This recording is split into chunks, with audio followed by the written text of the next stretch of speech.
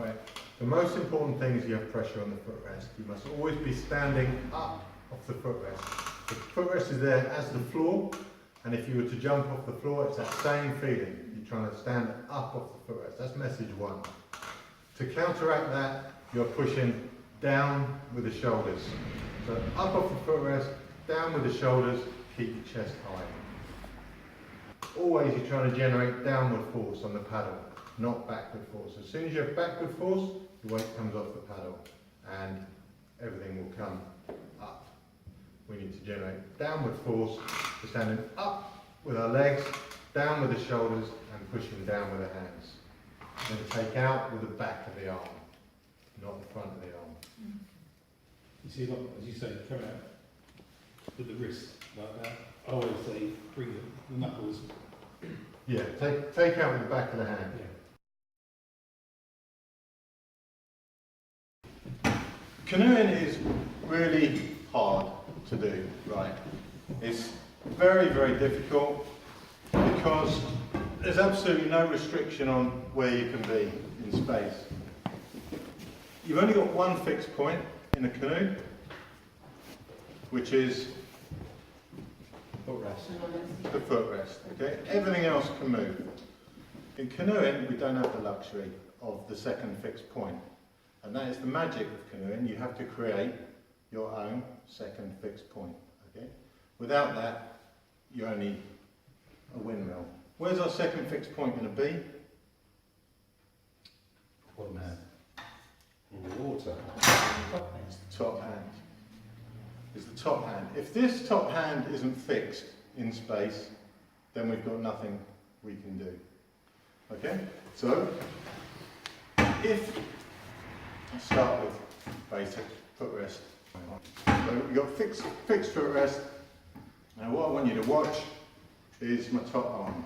And my top hand, we start in this position, I know it's a little bit short for me, but start in this position, bend, and it comes across to this shoulder.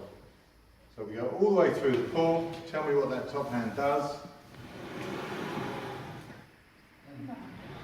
It does nothing, okay? Starts here, finishes here, job done. It does nothing. If you watch the bottom arm, it starts like, I call that broken. That's straight, that's bent, that's broken. Okay with that? So it starts broken, it finishes broken. So what's that arm done? Nothing. Nothing. What's the top arm done? Nothing. Bingo. So there we go. Canoeing is not an arm sport. The arms only do what the body does. They express the movement of your body. You have to fix your arms, that way you can get the power from the body into the water. So that's one principle that you have to get, is that canoeing is not an arm sport. It is not a case of whirling your arms around. The faster you whirl your arms around, the faster you will go. The faster you whirl your arms around, the more wheel spin you'll have, the less efficient you become. It's about efficiency, how far you can go with each pull. So that's principle number one. So, canoeing is not an arm sport. We've done that bit. Now, bend your arm, pull. Canoeing is not a pulling sport. Canoeing is a pushing sport. There's many benefits to this rather than that. Okay? If you got pressure down on this, what's that called? Pressure down on the water, that's a sport stroke, right? That's quite handy when the boat's only this way. Now it's this way. Okay? And if you press down all the way through the pull, still got some work to do. Press down through the pull, then it's a sport stroke all the way through the pull. And we're always safe. Until, of course, you can't get out of the back. So, principle number one is that arms only express what the body does. Principle number two is that if we pull, we're no use. If we push, we are use. So pushing versus pulling thing, just sit on there for a minute. One when you do, drag his arms out, crucifix styling. If I put my paddle in here and I pull, in what direction do my hands want to go? Up. Yeah? If I pull back, I will come up. Everything is coming up. The water is pushing me up. My hands want to go up. Therefore, I don't have any weight on the paddle. So if I try really hard to pull him back, resist me. Okay? We're kind of equal. If on the other hand, we do the pushing down, Yeah. how much stronger? How much stronger? Not much stronger. Have you got any chance? I don't know, we'll see. So basically what I've got now, if I push down with both hands, is I've got my weight on it. So not only does he have to deal with my strength, it's very easy to pull him back. It doesn't matter how macho he thinks he is. My weight is on his arm, he cannot lift 70 kilos. Okay? See how much difference that was? Okay? So the moment you pull, the water always resists the paddle. The water will push you up out of the water, and we get the high top arms going that we try desperately to solve all the time. So pulling's a no-no. We're always pushing down. Now, with pushing down, when you tell people to put weight on the paddle, as coaches, it gets horrible, doesn't it? All this shite going on. So we don't want them to be folding onto the paddle, because the moment you fold, you lose all your weight. All your weight goes through your hip, the other side again. So the footrest is our one fixed point. All the time we're coming down, we are standing up. That puts my weight on it. If I bend down, that's quite weak. If I stand up, that's quite strong. Okay? So we're always trying to stand up. We must be tall while we pull. The moment you fold, you lose your pressure on the footrest. You lose half your weight, your leg weight, to the other side of the boat. Okay? So we've now got footrest is our fixed point. Body is what does all the moving. We're pushing down and we're standing up during the pull. Good hand. Please ask questions as we go through, then just suck it up. Because I might be wrong, of course. I'm not. Most important things are my boat moves. That's all that matters. Doesn't matter what I do, provided the first thing that happens is my boat moves. Okay? Now that means I can't have any spillage. I can do all sorts of movements without the boat moving. I'm going to do that. Just pull with their hips and then get it going. Sing that. Others will come up and over. Get a lot of the boats, the up and over method, or the round the side method. So when you're watching people in their canoes, or on here, you're always watching, not necessarily them, but you need to see movement from what they do. The whole key to paddling is that all your force goes into the boat. If we're spilling force outwards, we're losing it. Everything has to come in. So you've got to get to a situation where you're pushing with your legs upwards. Something's got to resist that, which will be your shoulders coming down, and everything gets enclosed into the boat. You've got pressure coming up, pressure coming down, and just like when you squeeze a pip, an orange pip, if you squeeze it top and bottom, where does it go? Up the front. That's what we're doing. We're trying to generate lift, then the boat will go. The moment I load this arm, the water wants to spit me out, and this shoulder does that. You've got to resist that, so this arm must be coming. I teach my kids that this shoulder is trying to get to this knee. Boom. Okay? Then I have problems because they start doing this, and then we've got a whole other problem. But to start with, the direction of this shoulder and this elbow is towards this knee. This hand must never be motivated to go in that direction. Not ever. Okay? It must always be motivated to resist, not to push. If this hand is motivated to go forward, it will come forward faster than your shoulder, and that is always spillage. Okay? So if you see somebody's hand racing forward, it will usually go up and down, or out and round. If it stays here and comes around with my shoulders, that's good.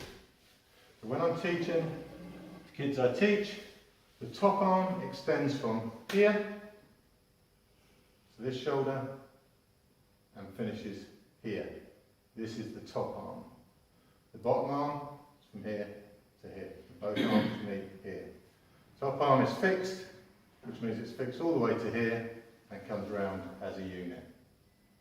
It doesn't break. Where can that structure break? It can break at the elbow. It can break at the shoulder. That's about it. Could do the wrist, but that's about unlikely. So if it breaks at the elbow, we have the classic that. And if it breaks at the shoulder, we have that. And the structure breaks and folds across. Okay. So, questions so far?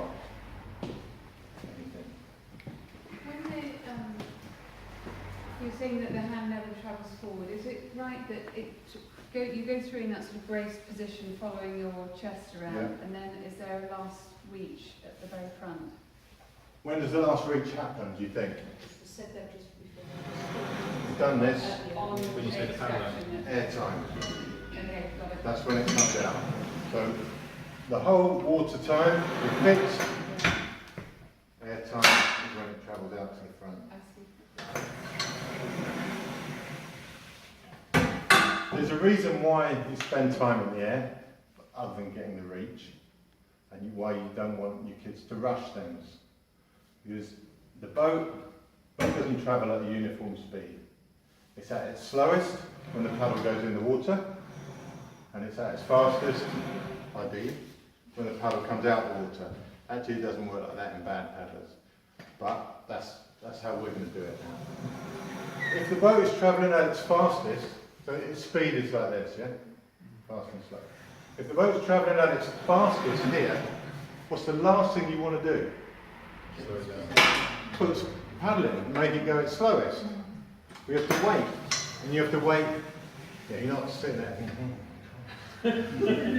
But there is no rush, essentially, to put that other paddle in. It has to be back to at least average.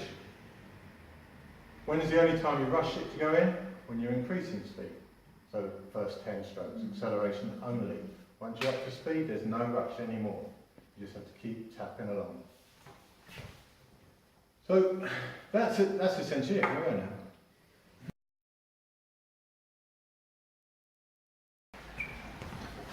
What we're trying to do when we're pulling is we need to have what I'm going to call a positive angle.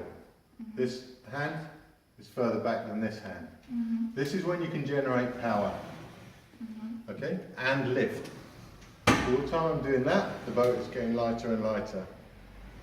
The moment I get to this point, I have no power anymore. Okay? None at all. But while we're here, we've got a couple of mistakes here already. So we'll talk about it. This position. Can I go to the toilet? So, can I leave the class? Okay, let go of that. There's an area here. We're trying to create this strong top arm. This is the key, so this is important. These arms are only strong in certain positions. Okay? If you were to do a press up, where would you do a press up? Somewhere here, I don't know, but vaguely here. If you were to do a bench press, where would they be? Vaguely here. No one does a press up here, or a bench press up here. There's a reason. Hands down, in press up position. Are you strong? You better be, because I'm trusting you. Okay? That's half decent. Right. Here, push as hard as you can. This is not good. Okay? Out here, this is also not good. Okay? So there's an area here somewhere, and it differs from one person to another. Somebody will do a bench press here, somebody will do it here. People are people. And that's where one of the differences creeps in technique. Some people are happy up here, some people are happy out here. Now, for most people, you're pretty good at 90 degrees. Now, every photo, you can see of people head on. The good guys will be roughly 90 degrees. The very good guys are strong enough to go just outside 90 degrees. So people like Tim who had the baboon arms anyway, he can just go outside 90 degrees. And the further you go out, obviously the more force you can generate. If you can hold that force. Someone like me, I'm just inside 90 degrees. And that's kind of more normal. So this is important. Positioning of the top hand. Have it somewhere strong. Nobody does press-ups with elbows higher than their shoulders, because that's just divvy. And that's good there, okay? So when you set up next time, don't mess me about.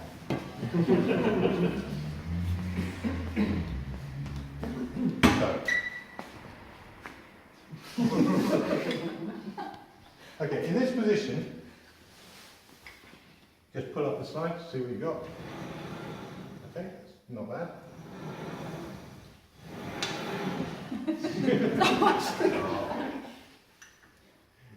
So,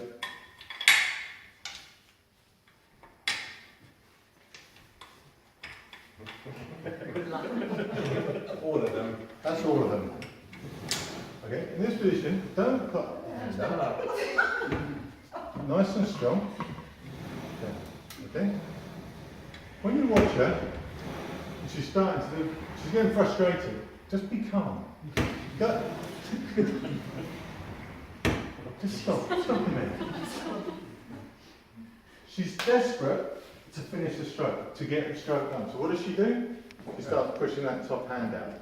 There's no, all the time you can't move the boat, you've got to be in the strongest position possible. Don't weaken it, just because you want to get there.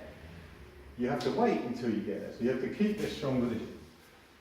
So we'll get to that in a minute. What I'm aiming at the moment, I keep getting distracted, is that in this position, in a positive angle, she can move 8 bungees, and she will always be able to move it this far. Go. Go. Okay? Now, if you double the load on those bungees, and you go again, she can still move that far. Okay? Now, if we... Be calm. Okay, if we start from here, what we got on there? 3. If we start from here, now we're in a negative angle, where this hand is above this hand, and ask her to go to the end of the slide. Come on. Come on. You can't do it. So here we had 16 bungees worth, and we can always move this far. The moment this hand overtakes this hand, you're rubbish. Nothing personal. No one can do this, okay? So you must generate power, which you can do in this position. Otherwise, you get to that position with your top hand too soon, and then you're essentially useless. Thank you.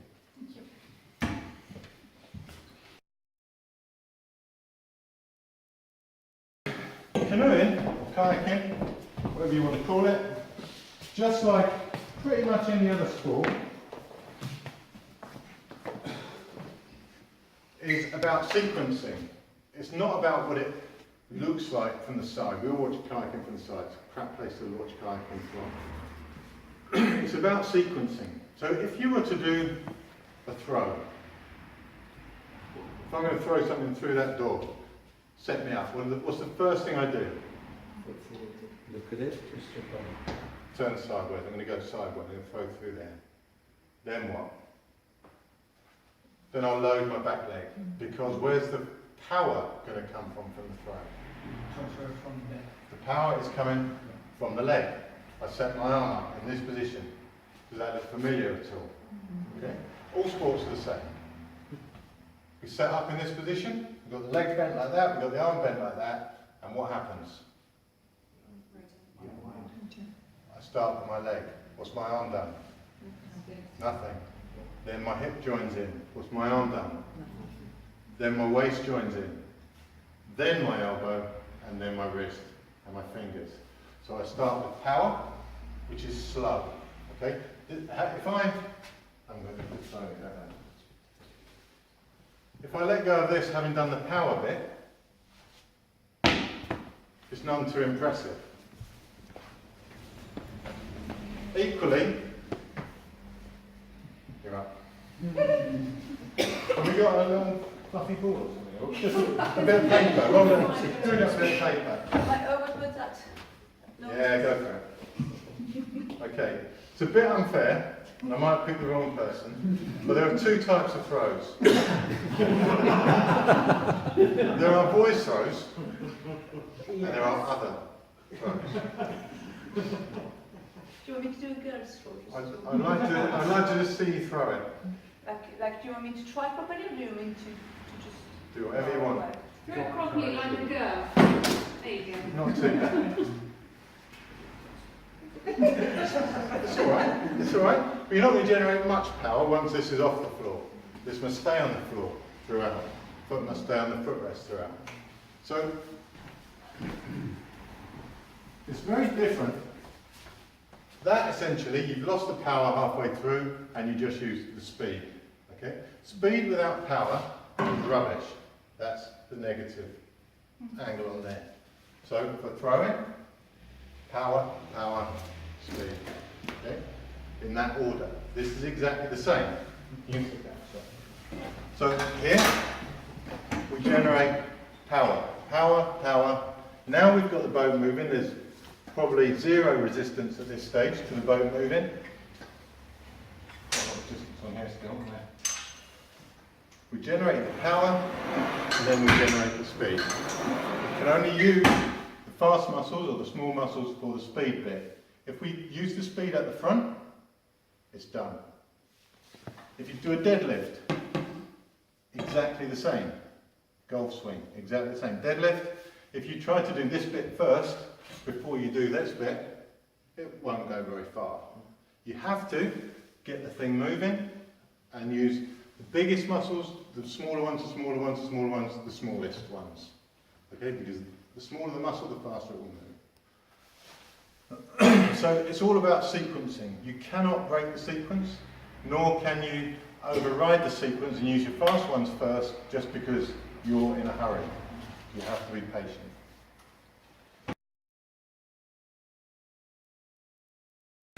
Catch is a strange thing because it's very important, but we've just talked about it. It's what part of the stroke? The slowest part of the stroke. How many people try and hit the catch? That's a terminology we hear a lot of. Because they're starting the stroke from up here. Yeah, you try and hit the catch. If you're standing by the side of a swimming pool and you dip your foot in to see how cold it is, how much resistance does that water offer you? None. You will go straight to the bottom. If you jump off the 10-metre board and hit that water, how much resistance does that water offer you? A hell of a lot. If you hit a catch, it offers you infinite resistance. The only way you can get around that is to jar, escape it, and go. Okay? The catch is a slow part of the stroke. The paddle is put in the water. You familiar with watching swimming? Sometimes you see that from underwater. Hand goes in here, then where does it go? Forward. Goes in the water and forward, then they hook on, and then they pull back.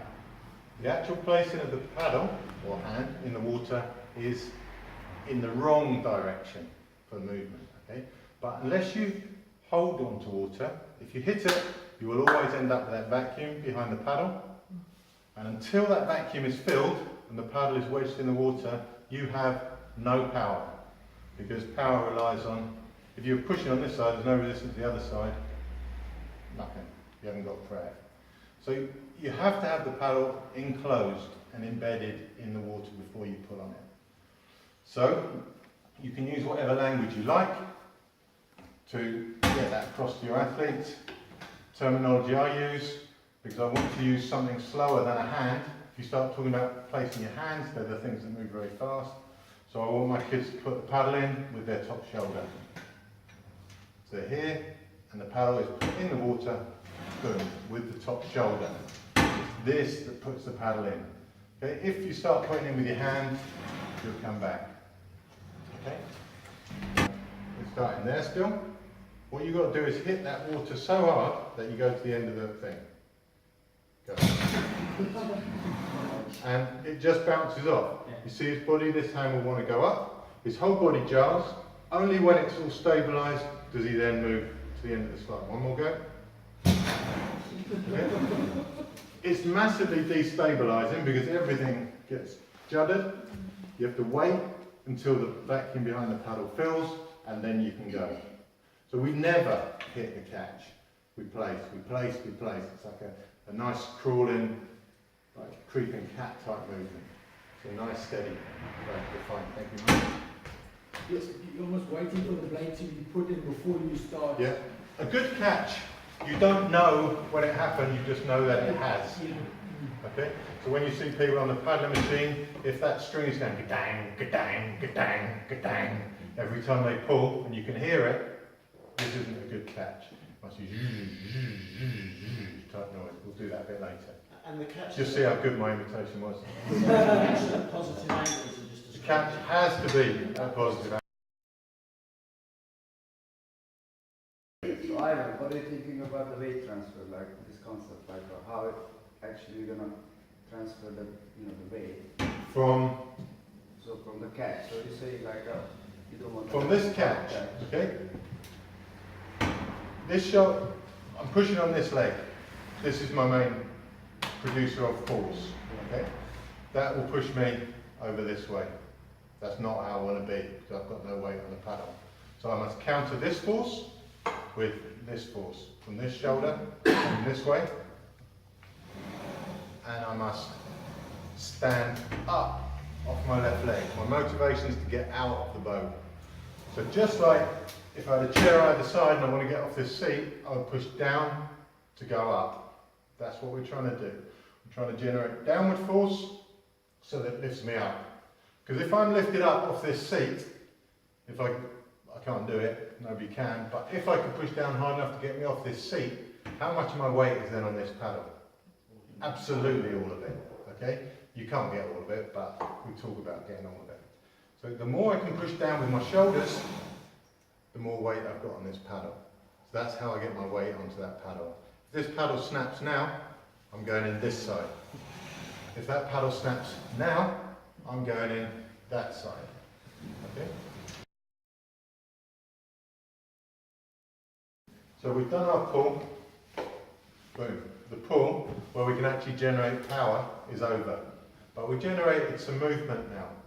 So actually, once I'm moving in this position, I can, even that adds to it. As long as I can keep pressure on this side of the paddle, anything I do, whether it's gripping my hand up, will add to that. And the best of this was Holman, and we'll go through that in a minute. But from this position, we've got to get that paddle out somehow. And the main motivation for getting it out, or during the phase where we get it out, is what? Not to slow us down. Okay? So you've got two ways that people get paddles out.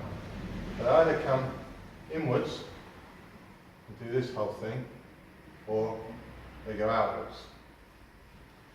Inwards is a problem because once you lift that elbow up, you start a sequence of events: bicep, forearms, and you start turning in.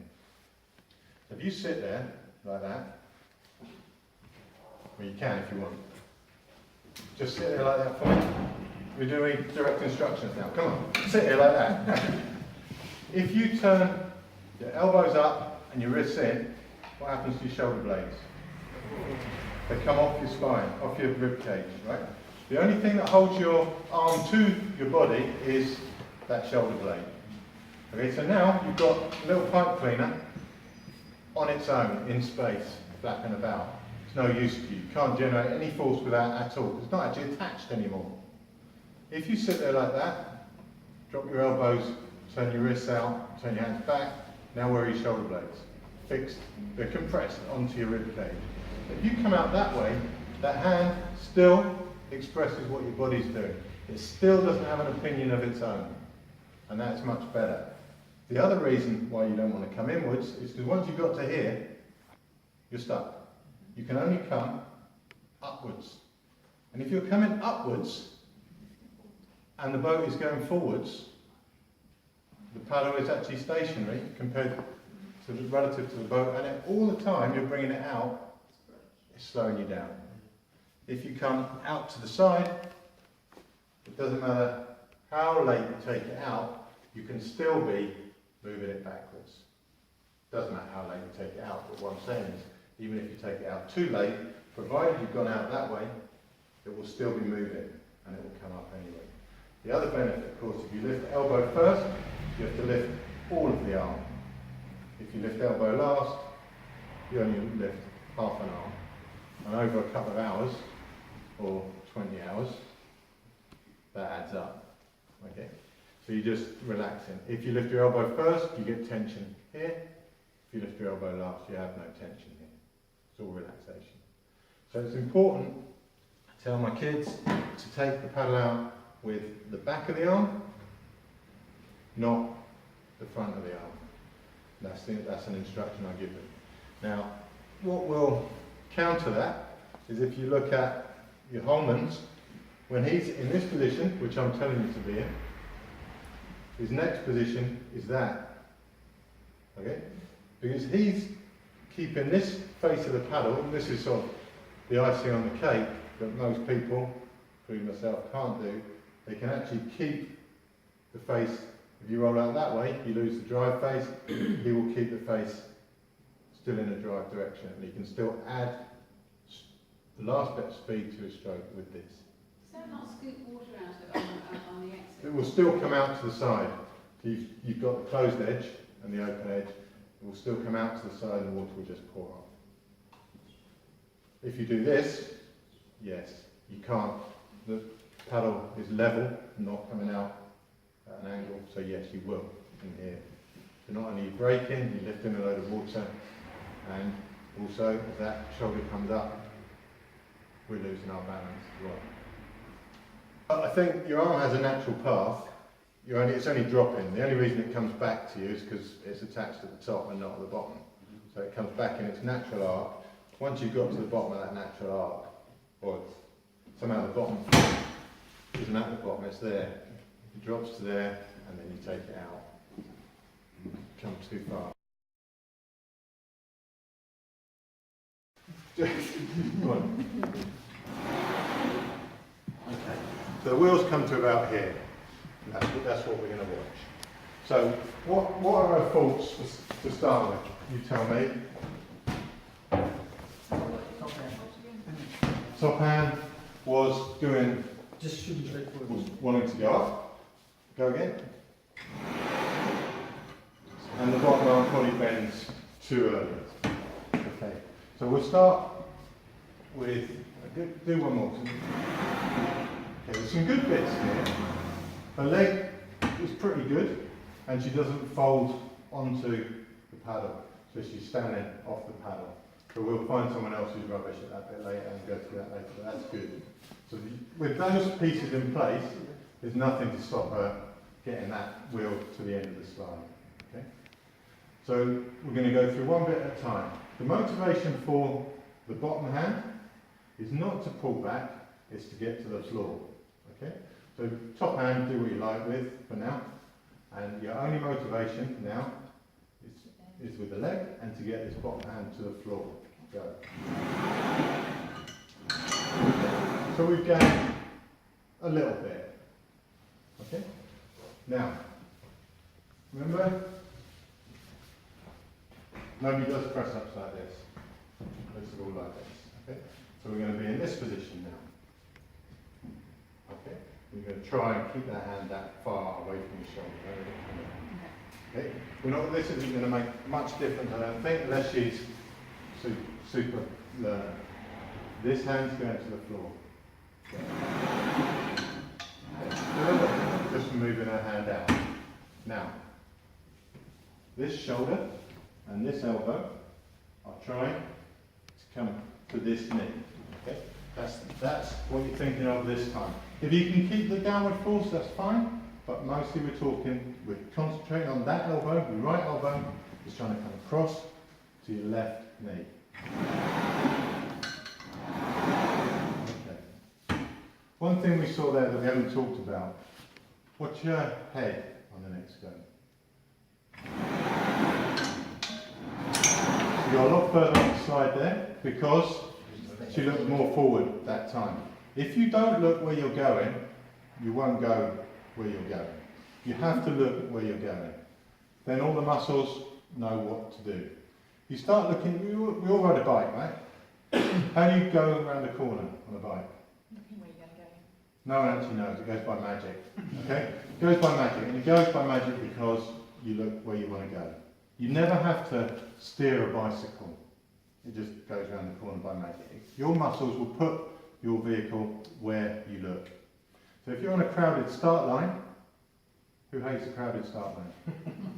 What do you look at on a crowded start? What do you see on a crowded start line? You see boats, right? You see boats. What you must see on a crowded start line is the space. You must see space. If you start looking at boats, you will crash into boats. If you start looking at space, there is space. It just happens. You, Steve, been there? Marathon start at the Worlds, you are how close to somebody? They're here. Yeah. They're literally here. There isn't actually room to put your paddle, but when he says go, you all go. If you look forward, you will go forwards. So all we're going to change this time is you're going to look straight, pick a point in front of you. We've got this going down. And we're really closing in at the end of the slide now. So, what I want you to do, again, right elbow to left knee, look through the door, chest high throughout the whole thing, and boom, we're going to the end of the slide. Okay? So just by changing a few thought processes, she's gone roughly 18 inches to 2 feet further for each pull. Okay, that's massive. And it's not any harder to do that than it was to do the first one. So it's the sequencing and the process of thought. What you're trying to do is not to get the next stroke in. In fact, that's the last thing you're trying to do. What you're trying to do is this stroke, now. And this stroke has to be held into the boat. The leg is pushing up, the shoulders are pushing down, all your forces meet just under your rib cage, here, boom. When you do a big start, it feels like someone's kicked you in the chest. Okay? From 0 to 1, it hurts here, all the forces meet. So you're pushing with your leg, you're coming down with your shoulder, the force comes up here, down here, and meets here. That's what we're going to do now. You picture that bit just below your rib cage, all your forces are going into that, pushing down, and look where you're going. What did she do wrong? Top hand, okay? She let me down. Up to that point, it just got better and better, and you mucked it up. Okay, so elbow, this whole forearm, shoulder, it's coming to the opposite knee, chest high, eyes forward, and boom. Boom. Now she's getting to the end with force, not just tapping the end. Okay? I noticed something, and I found this in Master too, is that the pedal seems very flat, not more angled. Yes. Is that a bad thing, or is that you're not strong enough to get it in the right angle, or? Let's bring you up here. Okay. So you're saying So what I'm saying is this angle going through Yeah. is like that, yeah, more than like like that. that. Okay. Yeah. Now to get it to that, Yeah. you're obviously shooting this hand a bit up. If that makes sense. Yeah. Or you can have your hands further apart. So now, then, And that looks a whole lot better. yeah. Okay, so too flat. I mean, if you take it to its ridiculous Yeah. degree, too flat, and you're just Yeah. scooping around the outside. If you're upright, the paddle is upright, and the water is being used as it's designed to. It's just getting that strong position. Now, by the way you held that when you first came, Yeah. it's just And, too and, close. and that's what I found is my hands are slipping inwards. Slipping inwards isn't too bad. Yeah. Slipping outwards Yeah. is bad. Yeah. Okay, so at least if he's slipping inwards, I know his force is trying to come down the Yeah. paddle shaft. Yeah, So that's fine. You might want to put an extra bit of tape on, Yeah. just a reminder. yeah, A Yeah. razor blade. yeah. Something, a nail, rusty Yeah. nail. Okay, so it's getting to a mechanically efficient width on your paddles is key. Now, the nearer your hands are, the more you do with your arms and waist, and the further they are, you get to bring your chest in as well. So, but at some point you get so wide you can't function anymore. Yeah. So you have to hit that happy medium. Yeah, yeah. Okay.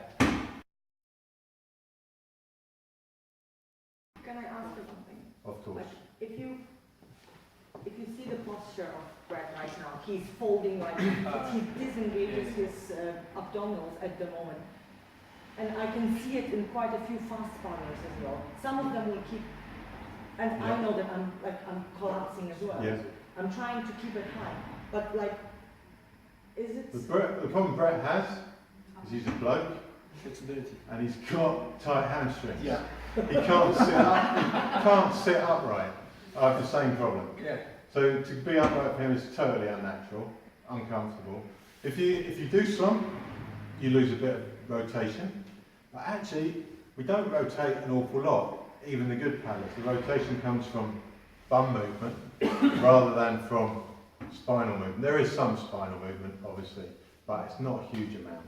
Most of it is just from the So hips. doesn't it add to the problem when you do a longer race? This position will. You might be right, because Brett hasn't done very well on the longer races.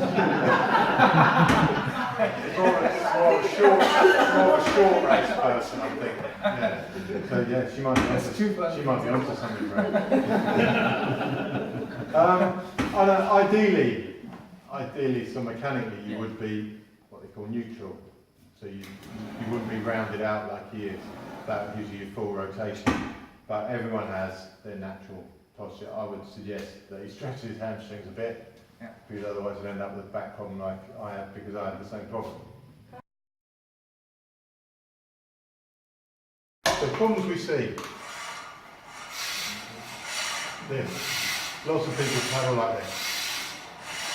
The moment you bend forward, you're bringing your chest to your knees, or the other way around, your knees to your chest. If you're bringing your knees to your chest, how much pressure is on the footrest? None. So the bobbin has to stop. Okay? The instruction you give to stop the bobbin is to stand off your footrest. You're trying to stand up off your footrest. If they try and reach forward, you get a catch that's further forward, you get a lot more. You see a lot there. So that's a fault you want to look at.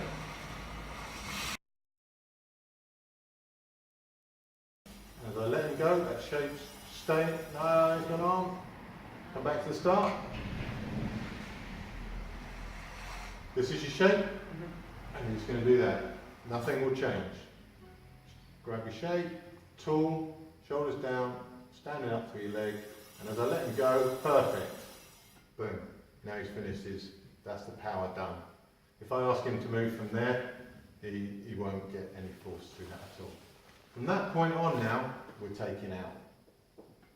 So that hand will come out to the back, and as that does that, this one will come to the front, all in one. Nice movement. Okay? So setting up on this side, what's wrong with this picture?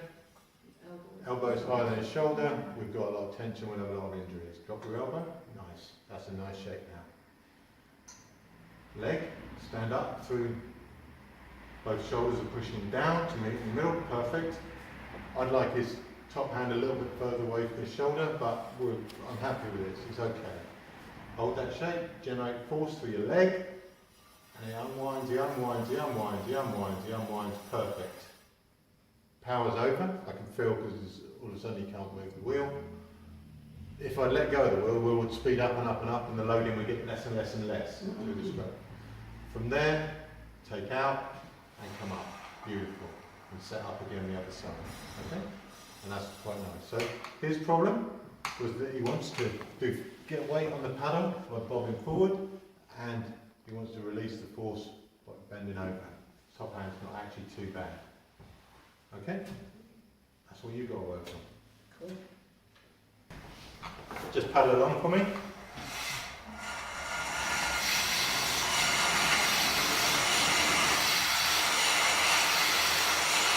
Okay, stop. So meanwhile, let's pick holes in what he's doing to start with.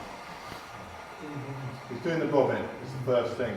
Okay, so he wants to put weight on the paddle. He's trying to put weight on the paddle. And he's trying to put weight on the paddle by putting his top half on the paddle. We need to put the whole lot on the paddle. So we need to stand off the footrest a lot more than he is. So let's get you in a setup, or let's entry catch position. Okay. Now, start to load the paddle. Okay, see his top hand wanted to migrate upwards, so we've got to fix that. And you can't move it now because I've stopped him, unless he's really strong. I don't think he's that strong. Okay, so from there we need to generate force. What have we got on his right hand side there? We've got our concertina. Okay, so we need to get rid of that. So you need to stand up through your right leg and be tall. Okay, so leg to the top of your head is now tall. Your shoulders start to compress down. Okay, so again we saw movement. He can't move because he hasn't moved the boat yet. He's only moved the boat when this wheel goes, and it hasn't gone. So if I see any movement in this shape, he's broken his shape. So start with the leg. How's the arms? Start with the leg. Leg, tall, chest high. Now your shoulders coming into this point. Pushing down with your left shoulder. That's nice. That's nice. Okay? And that's his shape that will remain until he's finished the pull. More force, more force, more force. This is good now. He's still got a bit of concertina going on, but nothing's moving.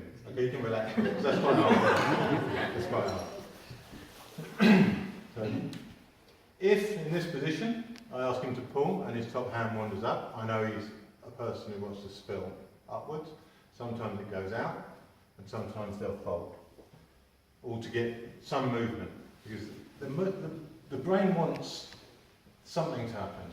I'm not allowing anything to happen. You have to accept that. You haven't finished this part. You haven't finished this bit. You can't start the next bit until you finish this bit. So let's get in that shape again. Leg up through your head. Shoulders down. Not the right shoulder, both shoulders. See how he's gone horrible now. Okay, so your chest is going to stay level. Your shoulders are going to stay level.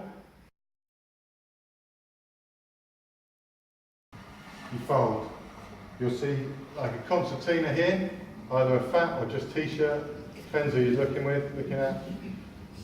That concertina fold is a very bad sign. That means that you've generated all the power with your leg and you've just spilt it. The motivation to spill comes from your motivation to finish that stroke. Because by spilling force, you can get to the front and to the next stroke an awful lot quicker. So when you're looking at your paddlers, we're lucky we got stripes. Have you got stripes on your shirt now? No. Horizontal stripes need to stay horizontal. I don't need them tilting to the side I'm having on. I don't need them tilting the other side either, but that's quite difficult to do.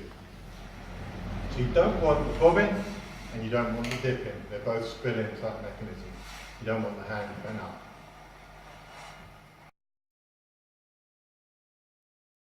I'll tell you what else you don't want. You don't want to see knees flapping up and down in the wind, okay? Just because your knee is moving up and down, it doesn't mean diddly. You're not fancy because your knee is sprayed X giving it all this underneath. The purpose of pushing on your leg is to do what? It's to drive your hip back and to stand you up out of the boat. If, when you push on your footrest, your heel just disappears down the boat and none of that force comes this way, your knee's doing a lovely thing, but you haven't produced any force. So So if you see someone whose legs are going up and down in the boat, it's very easy to see on there and on here because you've got the whole view.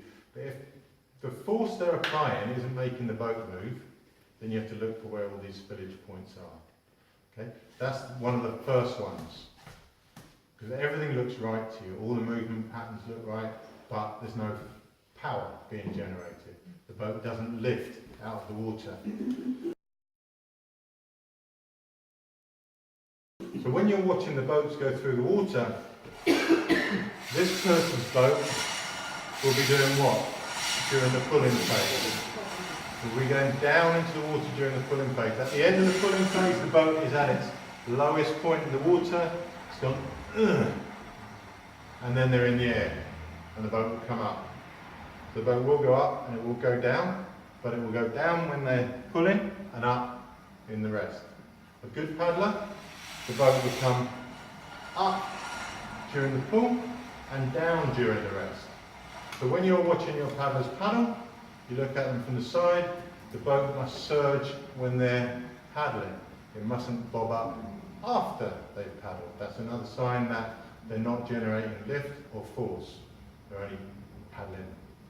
They're only going along by chance. So with a bad paddler, does the boat go up because they effectively lower down and then move Boat back? goes up because it's been pushed down, then the water will bob it back up. Yeah. It will come up Yeah. in the air time. Yeah. We want it to be sinking down in the Yeah. air time. Well, we don't actually, but it does that because gravity is above it. As the coach, you want to use primarily your ears. This wheel will change noise as it goes faster. It will start vroom, finish vroom, vroom, vroom. If it just goes, you're not generating more and more speed. All the time that paddle's in the water, this wheel must be going faster and faster and faster. If it just goes one uni speed, we're missing the point. Okay.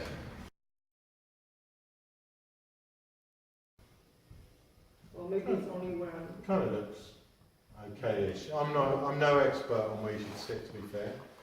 How I set my kids up is that if they can flatten one leg, but if they go to flatten two, they would fall off the back of the seat, which is really vague. But They'd have to be pretty warmed up to be able. I mean, you're talking about this movement. I cannot paddle like this, so I just press against, and then they move much less because I'm pressing with both and then only adding on one side. And I see people doing literally that, and like moving around a lot here.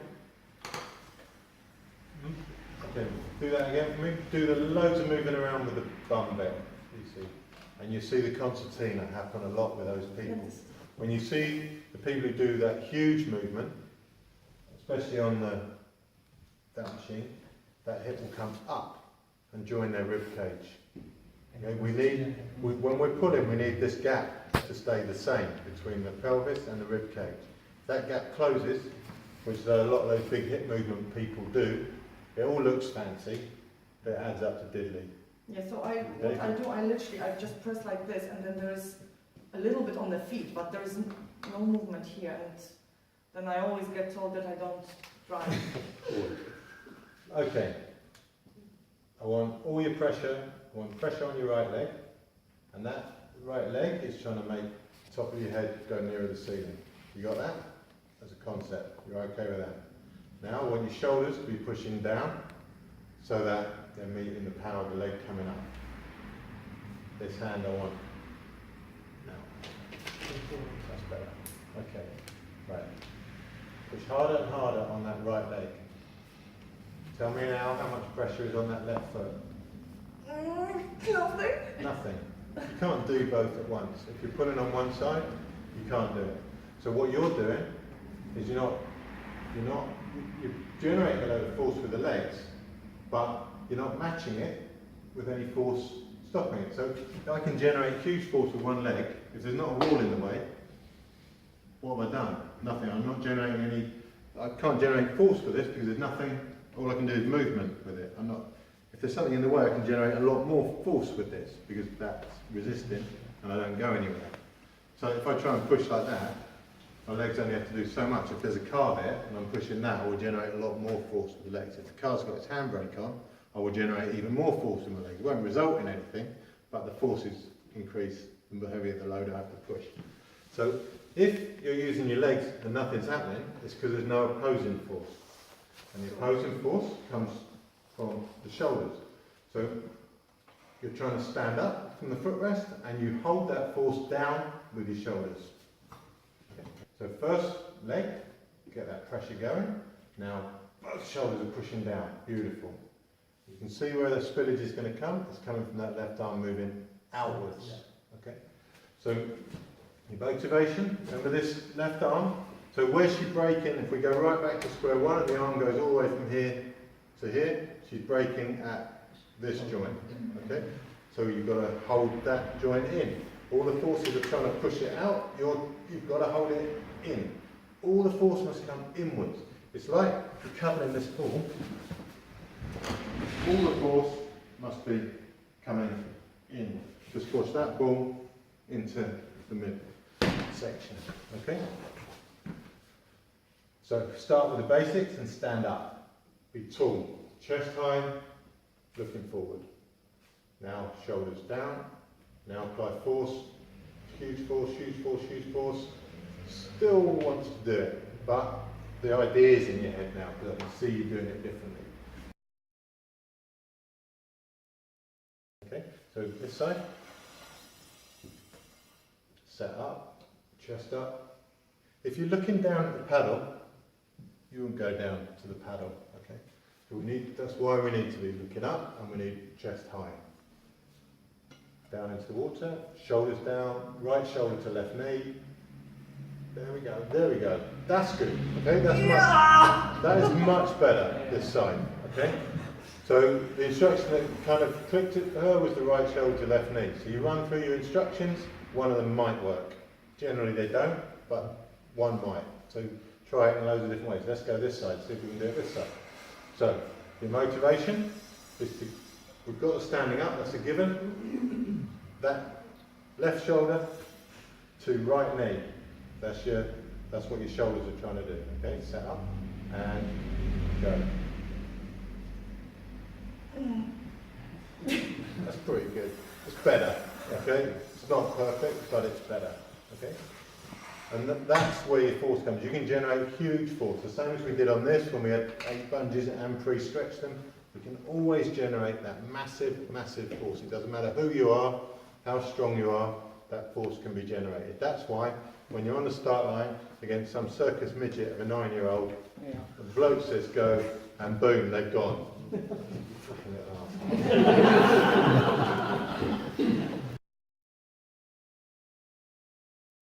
When you're passing this on to absolute ab initio paddlers, what's the biggest problem you find? Because I would have thought perhaps if you've got the wrong size blade, you're going to try and put too much pressure on. So a small blade right at the beginning to allow them to get into the position, because they may not, we're all so familiar, they may not be formed to be able to hold that position.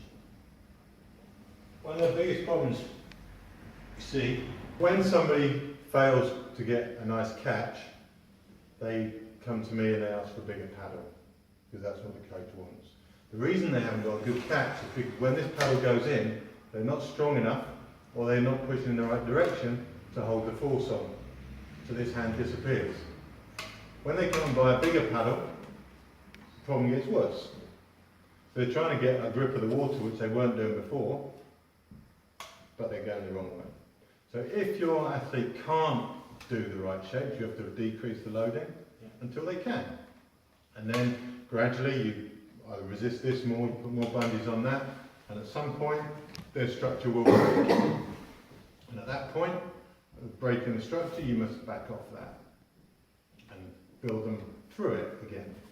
So, you know, you've already got a beautiful cable machine there. That you see in what part of the stroke these people are weak, so you work on it. You hold them, you get this shape, and you keep working through this shape, this shape, this shape. You load it up, and if they can't keep the shape, bring it back down again. So yeah, smaller paddles are, teach someone to paddle small paddles. If they can grip the water with a paddle this size, then they know how to grip water. Then you can build the paddle up and up and up. Don't try and help them to grip the water by making the paddle bigger and bigger, because that's not how it works. Tell me about the length of the paddles, because like No. people, yeah, exactly. Everyone has a different approach, and I just see people, especially beginners, paddling with those long paddles, and I'm like, just it hurts them. It's literally hurting their Yeah. shoulders and lower backs and stuff. But it's not that it hurts them, because actually they can only apply so much load. You can only apply, if you're only capable of generating 30 kilos of pressure, you can only generate 30 kilos of pressure. By having a bigger paddle, or a bigger end, or a longer paddle, it doesn't make you any stronger. You can still only generate the same force. So if that amount of force isn't strong enough then, to get the paddle through the water, how are you going to get to the end of the stroke? You have to do spillage. So you teach people to do spillage by overloading them when they're at development stage. So you mustn't, just start with the smallest paddle you've got and work up. It soon feels wrong, doesn't it, if you've got a paddle that's too short. But it's the big paddles, I don't know, it's fundamentally wrong. Although if you do the physics and the maths, the bigger the end, the better the result. But then you have to decrease the loading by shortening the paddle. So that's physics. Physics and sport don't always mix. There's an art to sport. But Well, this is what I see, like, especially female, if they have got a paddle, unless they are like 6 foot tall, anything above 210 is like a killer for a woman. Yeah. Because they just cannot. 210 is pretty big, isn't it? Yeah, it is already, I already cut mine to 2.5 because 210 was for me, just, it didn't work completely. Yeah. The other thing is you see a lot of weaker paddlers who is not feather blade enough, even with the wig. So there's spilling. Yeah. Then that's telling you the loading's too high, I guess. So shorten them or cut the edges off the paddles. But British canoeing coaches have told some of our junior girls Well, to they go all from want them to go on bigger paddles. B3s to B4s. Well, unnecessary. Yeah, it is totally unnecessary. No one knows everything, but I know they're wrong on that. Okay, there's some things you can argue about, and some things that are just right or wrong. And to move someone up a paddle so that you can improve their catch is just plain stupid. You can't pull any size paddle through the water unless you spill water off the edge of it. That swimmers can grip with this, with a hand with gaps in it. Okay, they can hold water exactly the same as you can with a Bracha 1, with their hand, which is this big. There's nothing that slips through the water if you hold on to the water. You can't compress water, and you can't. All you can do is spill off the edge. Okay, so there isn't a size of paddle. There is a size of paddle that's too small if you're accelerating, because you have inefficiencies when you accelerate anyway, and they're part of the process, because nobody can move from 0 to top speed in one pull. So you have to have spillage somewhere. But once you're moving, you can go down to this size paddle and you can still grip the water exactly the same. I think. And would you teach your kid with wings to start off with, or flats? Yeah. Wings. I don't see a difference between the two. Wings are, in my opinion, just a dumbed down flat paddle. So it saves half your problem. With a flat paddle, like a flat stone, if you drop a flat stone in water, it doesn't sink, does it? It does that down to the bottom. If you drop a feather, it does that in the air. So as you pull your paddle through, as the water spills off this side, it will tilt. You correct that, and it comes off the other side, and it tilts, and you correct it, and you correct it, and you correct it, and you correct it. You don't know you're correcting it, you just do it by feel. So your paddle is essentially doing that, and if you ever go back to a flat paddle after a wing, has anyone done that? And it goes like that all the way through. Because what you've been using is one where they shut the door on one edge. Now it can only come off one side, you've got half the jobs to do. You get dumbed down, give yourself a real paddle again, and you're too stupid now to be able to stop it flapping. So a wing paddle is exactly the same as an ordinary paddle. A good paddle would have exactly the same path of the paddle, with a flat paddle and a wing paddle, but you just got half the work to do with a wing paddle. It's just a dumbed down spoon on a stick. You think the trajectory would be the same? Yeah. Not coming more down the boat like this? No. You look back at some of the old ones, look at the one which is exactly the same. It's just the same. Yeah. You're just trying to keep the same. the drive face of the paddle perpendicular to the water. It doesn't matter if it's here or here or here, provided it's perpendicular to the direction of movement. You're okay. If you tilt it outwards, a good paddle shape will be a J shape. A normal paddle shape, when you look at people, is a C shape. You go like that, and then tuck it in at the back. And it's that horrible C shape. And of course that's all turning force. This is all drive all the way through. And you know, if you can't hold your shapes, it's all about holding your shapes. And as people get down their 1,000 metres, 500 metres, marathon, whatever it is, those shapes will gradually break down. And you know on that last 30, 40 metres of 500, which is probably the worst experience of your life, all you're trying to do is maintain some semblance of normality. You don't have any idea what your legs are doing anymore. They've lost communication with your arm. And when you get to here, just above the water, you are wondering 100% whether that paddle will fall out of your hand or not. And you think, I hope it doesn't, because I'm just about to rely on it. So shapes break down as you get tired. So you've got to get to a stage where you can hold your shapes. That's all you want to do. Hold the form, hold your form, hold the shapes. If you can hold the shape right through, you're better off than being a massive paddle early on, being great for the first bit, and then your shape degenerates. We all do it. You see someone do 50 press-ups, and they start with a beautiful straight press-up, don't they? And by the end, they look like either some sort of saggy wet chip or a camel. It's how it happens. Once you've lost control, it's over. In terms of timing of the feet load, so do I assume correctly that you start a bit before you actually start the catch phase, and that's because you want to put yourself up before you start pulling? I think the pressure has to be on the foot that long before the paddle is buried. Yeah. Just so that everything's preloaded. Because when that paddle goes in the water, the load comes on so quickly that if you're not ready for it, you have that jarring feeling again. So yeah, you must preload. But preload isn't while you're in this stage, it's that, so just before it goes in. Kind of simultaneously with a bit of a head of a load. Yeah, just ahead.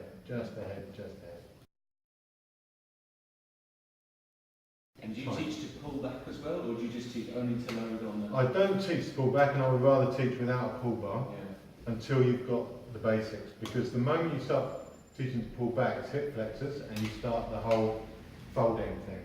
As soon as you fold, your feet come away from the footrest.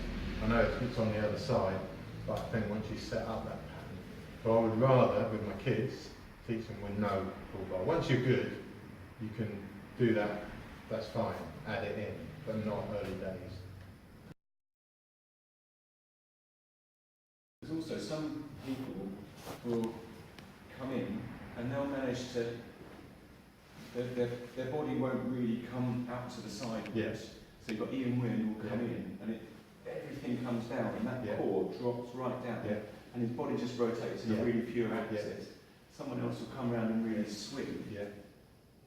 Have you got, do you think, is there an The swing's wrong. Not really? Well, not so much a swing, but your back rotating right round to the other side. It's hard because the big paddlers have a back that big, so as it comes round, it looks like you're swinging, but I think your axis is always central. But your hip is coming much closer to the other side of the boat. Your hip can drive across a little bit, but what you don't want is, you know, when Imrie came over and everyone had to be swinging, and you have people like Andrew Kelly all of a sudden coming out over here and over here, which kind of looks a bit snazzy, but actually you've now got no weight on that paddle. So when you're looking at your kids' boats, they must never tip away from the side that you're paddling on, even here. Okay, so at the front, the boat, as soon as you push on that right leg, do it when you next go out paddling yourself, okay? So pressure on both feet, tiny pressure, just enough so you know you've got pressure on both feet. Increase the pressure on your right foot and the boat will dip right. At that point, if you try and lean it left, it can't be done. Okay?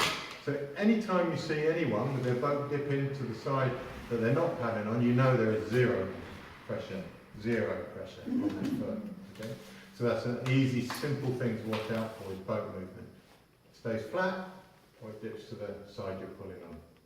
Throughout the whole pool, it will go down, down, down. Okay, so your athletes won't change. You'll tell them to do something, and then the assumption is they're either deaf or stupid. And it turns out they're not. They are trying to do what you're asking them to do, but it takes forever to learn it. But provided they understand the concept of what you're trying to teach them, that concept will be running in their mind all the time, and gradually some will get it. Not all of them, but you can get it. So that's pretty much covered the way I try and teach my kids, or try and correct the kids that I'm trying to work with. You will have different ways, and your way is no better or worse than my way. Okay? Maybe you taught you a different language to look at, a different way of looking at the paddlers. Spend a lot more time looking at the boat than you do looking at the paddler. If you see a load of movement and the boat is just going, there's something wrong. If you watch anyone who's good at anything, the most exaggerated you see it, I think, is in swimming. The best swimmer is the one with the least fuss. The best kayaker is also the one with the least fuss. You think, well, they're just going along. And it doesn't look very hard. It is hard, they're pulling really hard. They've got that shape locked in, boom, they do that bit, and then they shoot on.